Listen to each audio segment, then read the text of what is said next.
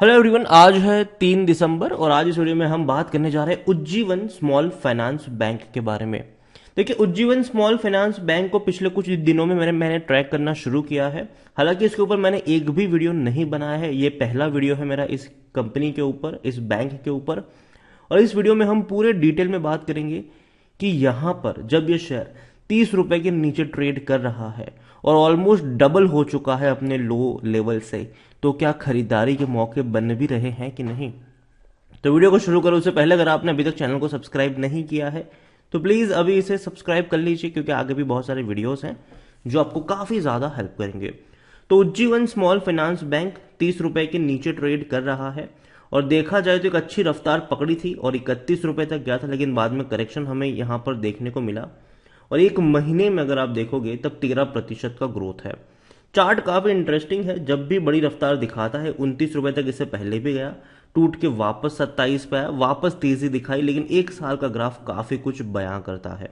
एक बहुत बड़ी तेजी इसने दिखाई। हालांकि लंबे समय तक ये टूट रहा था। अगर आप देखो तो 21 रुपए से ये लगातार टूट रहा था, लगातार टूट रहा था, 13 रुपए तक चला गया था।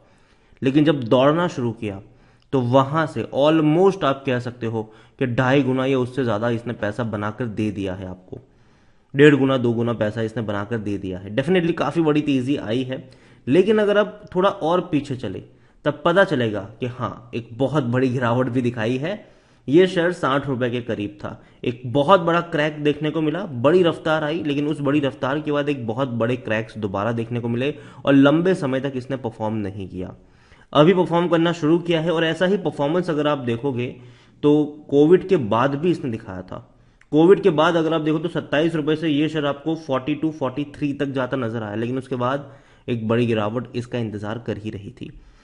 अगर आप मैक्सिमम चार्ट भी देखो तो यही आपको नजर आएगा कि इसके जो आईपीओ है उसको बड़ा लंबा वक्त नहीं हुआ है उज्जीवन स्मॉल फाइनेंस को। लेकिन चीजें धीरे धीरे बेहतर हो रही है। यहां पर अगर आप देखो तो सेम आईडीएफसी फर्स्ट बैंक वाला केस नजर आ रहा है। हम सब जानते हैं कि जब भी कोई नया बैंक लॉन्च होता है डेफिनेटली कई सारे खर्चे होते हैं इनके, और यहां पर भी वही हुआ था। कंपनी के शुरुआती दौर में काफी ज्यादा लॉसेस हमें नजर आए, लेकिन अब कंपनी धीरे धीरे सही लेकिन प्रॉफिट पे लौटती नजर आ रही है। वॉल्यूम्स भी अगर आप देखो तो अच्छे खासे वॉल्यूम्स अब ट्रेड हो रहे हैं। 2 करोड़ तक के वॉल्यूम्स नजर आए हैं इसके एनएससी में। मिड कैप शेयर है, 6,000 करोड़ के आसपास का इसका मार्केट कैप है। कंपनी की सबसे अच्छी बात मुझे जो लग रही है वो ये है कि अब धीरे धीरे इनके रेवेन्यू और प्रॉफिट दोनों ही बढ़ रहे हैं। इसी साल फाइनेंशियल ईयर 2023 के दोनों ही क्वार्टर में अगर आप देखोगे तो पहले क्वार्टर में 200 करोड़ से भी ज्यादा का मुनाफा इसने कमा कर दिखाया और रेवेन्यू था 900 करोड़ से भी ज्यादा का। और दूसरे क्वार्टर में सितंबर में 1,000 करोड़ के आसपास का इनका रेवेन्यू था, जो कि एक अच्छा है, तकरीबन 10% का जंप था। लेकिन मुनाफा रहा 295 करोड़, 45% का जंप रहा, जो इससे पहले पिछले साल के सितंबर क्वार्टर में 275 करोड़ का लॉस था। तो कहीं ना कहीं लॉसेस कम हो रहे हैं। और दूसरी बात अगर आप देखो तो प्रमोटर की जो होल्डिंग पहले 83.32% हुआ करती थी, हालांकि जो सेबी के रूल से ज्यादा ही थी, एक्चुअली 75% की ही होनी चाहिए, तो अब वो वापस आ चुकी है 73.68%। मतलब अब प्रमोटर की होल्डिंग स्टेबल रहेगी। और यहां पर अगर आप देखोगे तो प्रमोटर का एक भी शेयर गिरवी नहीं है, जो कि अगेन बहुत अच्छी बात है। 3.25% एफआईएल्स के पास है, 1.58% म्यूचुअल फंड, इंश्योरेंस कंपनी के पास बहुत कुछ है 5.08%, और उसमें से भी हाईएस्ट पब्लिक शेयर होल्डर में ICICI prudential life insurance company है 1.71% की होल्डिंग के साथ। प्रमोटर है उज्जीवन फाइनेंस सर्विस लिमिटेड, इनके सबसे बड़े प्रमोटर, हालांकि यही प्रमोटर है, और एक भी शेयर गिरवी नहीं है प्रमोटर का, ये भी एक अच्छी बात है। उज्जीवन स्मॉल फाइनेंस बैंक में अगर आप देखोगे तो कोई बड़े बड़े टारगेट्स नजर नहीं आए थे। एमकी ग्लोबल की होल्ड करने की सलाह थी, 30 रुपए का टारगेट था, और हालांकि वो अभी की इनकी कमेंट मतलब पिछले महीने की कमेंट्री थी, तब ऑलरेडी शेयर उसी रेंज के आसपास घूम रहा था। उसके अलावा अगर आप देखोगे तो जियो जीत की खरीदारी की सलाह थी अगस्त महीने में, तब शेयर और 24 रुपए का टारगेट उन्होंने दिया हुआ था। हालांकि अब दोनों ही टारगेट ब्रीच हो चुके हैं, टारगेट से ऊपर जा चुका है ये शेयर डेफिनेटली। लेकिन इसकी जो लोन बुक है उसमें रिकॉर्ड जंप भी हमें देखने को मिला था। लोन बुक में रिकॉर्ड जंप आ रहे हैं और ये एक अच्छी बात है। कंपनी को लेकर अगर आप देखोगे तो जो इनसाइडर ट्रांजेक्शन समरी है उसमें 40,000 शेयर खरीदे गए थे एम्प्लॉयज के रिलेटिव्स के द्वारा। एक और 50,000 शेयर खरीदे गए थे सितंबर में, जो कि कह सकते हैं कि हाँ, दो बड़े ट्रांजेक्शन हुए जरूर यहां पर। कंपनी के डिविडेंड को लेकर देखें तो अभी तक कंपनी ने डिविडेंड नहीं दिया है। अभी तक कंपनी ने डिविडेंड नहीं दिया है, बोनस वैसा कुछ देखने को मिलेगा ही नहीं।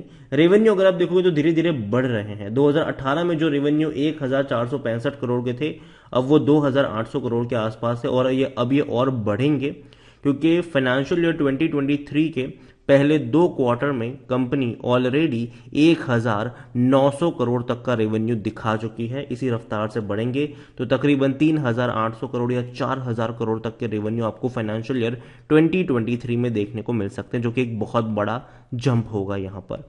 और प्रॉफिट फ्रंट पर भी अगर हम देखें तो कंपनी को पहले 7 करोड़ का प्रॉफिट हुआ था 2018 में, फाइनेंशियल ईयर 2018 में, फिर 200 करोड़ के आसपास का हुआ 19 में, फिर 2020 में 350 करोड़ रहा, बाद में कम होकर सिर्फ 8 करोड़ रहा, लेकिन 2022 में एक बड़ा लॉस इनका इंतजार कर रहा था, 415 करोड़ का कंपनी ने लॉस दिखा दिया।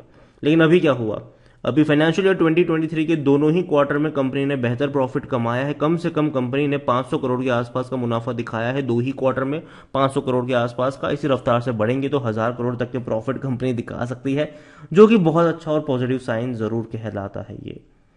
तो देखो कंपनी का ये 2 क्वार्टर जो रहे वो काफी अच्छे रहे, और यही वजह भी है कि आपको शेयर प्राइस में तेजी देखने को मिल रही है। अगर हम देखें तो 1 जुलाई से जो भागना इसने शुरू किया, 24 जून से मैं कहूंगा जो इसने भागना शुरू किया है, वो रुका नहीं है, एक बड़ी रफ्तार की तरफ आगे बढ़ा है। लेकिन हाँ, इस रफ्तार को मेंटेन करने के लिए कंपनी को लगातार अच्छे रिजल्ट्स रिपोर्ट करने पड़ेंगे।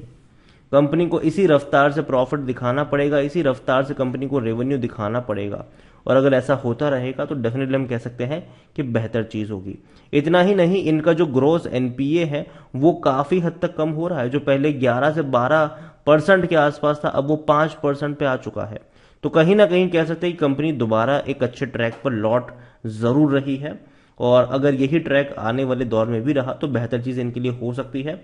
खरीदारी करने का सही मौका है, क्योंकि शेयर ओवरबॉट जोन में नहीं है, कोई भी रेड फ्लैग नजर नहीं आ रहा है, डिविडेंड पे नहीं करे तो अट्रैक्टिव कहां से होगा। हालांकि लॉन्ग टर्म में बैंक एफडी जितना भी पैसा नहीं बनाए, क्योंकि लॉन्ग टर्म में हम सबने देखा कि शेयर 60 रुपए के आसपास था, वहां से ये टूटकर नीचे आया है। इतना ही नहीं, 92% एनालिस्ट भी कहते हैं कि भैया उज्जीवन स्मॉल फाइनेंस बैंक में खरीदारी करो। और तो और करंट प्राइस भी इसकी कम है इंस्ट्रिक वैल्यू से।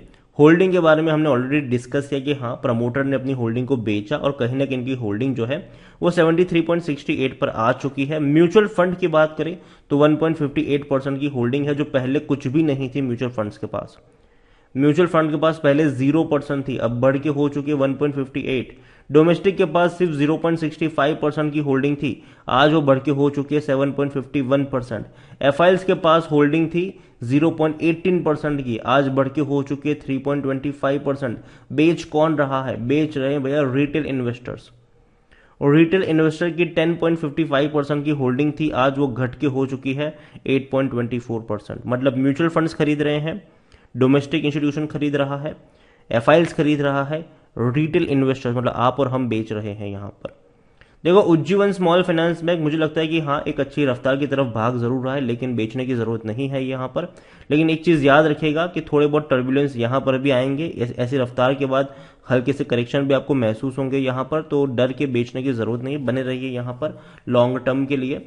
और देखो मेरे हिसाब से आने वाले दौर में अब ये हो सकता है कि डेफिनेटली बैंकिंग सेक्टर जो है वो ऑलरेडी काफी ज्यादा दौड़ तो चुका है, लेकिन अभी भी बहुत ज्यादा पोटेंशियल है। कुछ कुछ छोटी बैंक्स जो है उनमें ज्यादा पोटेंशियल है, और कहीं ना कहीं बड़े एक्सपांशन की तरफ हो सकता है कि उज्जीवन स्मॉल फाइनेंस बैंक भी आने वाले दौर में जाती हुई नजर आए। तो अभी के लिए खरीदारी करिए, बने रहिए। फ्रेश बाइंग की जहां तक बात है, ठीक है, देखो मैं कहूंगा कि मार्केट जो है ना वो भी काफी अनसर्टेन तरीके से आगे बढ़ रहा है, ठीक है।